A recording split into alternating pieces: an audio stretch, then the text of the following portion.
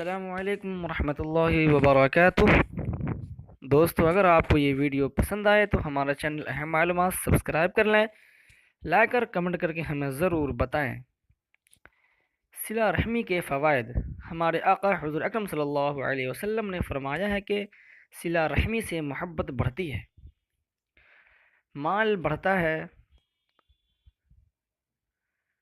عمر بڑھتی ہے، رزق میں کشادگی ہوتی ہے، آدمی بری موت نہیں مرتا،